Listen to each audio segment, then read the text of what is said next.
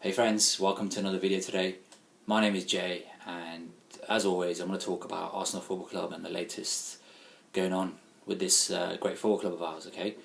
The first thing I want to discuss is with some latest developments in terms of transfers, as players going out, is Wenger did confirm at the weekend that both Gervinho and actually Chamak as well, which was a bit of a surprise, are both leaving the club. They're both permanent deals, so that's good. A bit more dead weight leaving the club, especially with Chamak, who's kind of disappeared for the last 2 years. I'm not really sure what contribution he's made. I know he was on loan at West Ham in January. I don't even think he got a game, to be honest with you. Not a league game. I don't remember seeing him. So that's both good news. The Gervinho I've kind of known for about 2 weeks. The club have been in talks with Roma. The kind of sticking point was the transfer. I think Roma started the negotiations at €3 million. I think it's been agreed at €8 million with the potential of €2 million based on bonuses, appearances and goals and all the usual gubbins that goes with the contract. I've said it before, he is very divisive, Gervinho. He's got a lot of energy, he's enthusiastic, he gets into a ton of, great opportunities, but it's his final ball that lets him down. And I think, that's kind of where the frustration starts with Gervinho. You could have easily scored a lot more goals, doubled or tripled his assist count just by, choosing the right ball at the right time. For me, I found him frustrating because he tried to take on players when he didn't need to. The pass was much easier, and that's a sign of an intelligent footballer.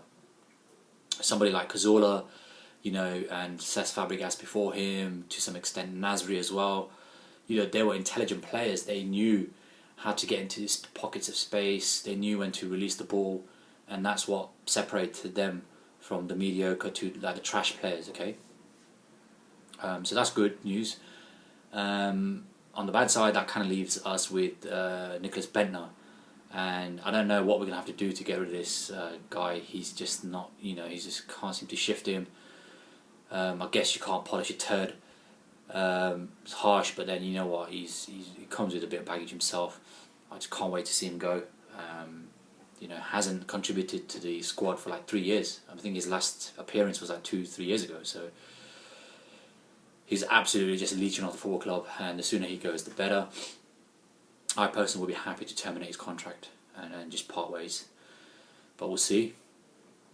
The second big story of the weekend was obviously the Emirates Cup, and our old foe Drogba coming back to haunt us with at least the second goal was pretty good. The first one was a penalty in which he dived. Same old Drogba really, nothing's changed, still likes to cheat. The sad thing is he's a great player and he doesn't need to do that even at 35. And the worst thing about it is who actually dives in a friendly. It's a friendly tournament, but there we go. That's Didier Drogba all over for you. Great footballer on the pitch, great personality off it, but there's elements to his game that kind of we're glad that I've basically left the Premier League. At least I am. The final thing I wanted to kind of finish on was the kind of media reports coming out of Liverpool media sources, Andy Dunn. There's a few other douchebags out there. I don't know what they are, plebs. That are kind of saying that Arsenal are in the wrong for bidding for Suarez. Now, Ben Rodgers has actually come out and said that we lack class, whatever that means. So.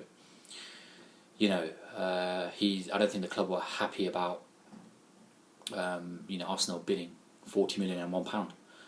Now, it is not a secret. There's a clause in his contract. Damien Comolli, the ex director of football, was on BBC 5 Live at the weekend and said that there is a complex clause in his contract, and basically Liverpool have made a mess of it. So, you know what? You've kind of Liverpool have kind of caused this mess for themselves. So. That's the first thing I want to say. The second thing is the pound is obviously there to trigger the clause. That's the reason why. Why are we going to spend £41 million when we can spend 40 plus £1 to trigger a clause that you set up in the first place? And that's just silly. Liverpool aren't exactly the classiest club in the world. The things that their own fans kind of screwed each other over at Athens. Champions League final when they played AC Milan in 2006. Their own fans screwed the other fans over by storming the turnstiles, and legitimate fans with tickets didn't get in. So look at your own house before you start commentating on everybody else. I think this whole Hillsborough thing, kind of glosses over what kind of club Liverpool actually is, and they kind of fall back on Hillsborough as a kind of get out clause for their behaviour. Now, I'm not saying that Hillsborough was a good thing.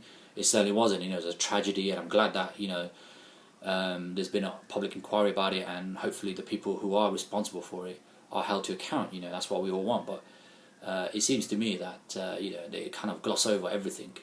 When it comes to Liverpool, and a lot of the media here in the UK is very pro Liverpool.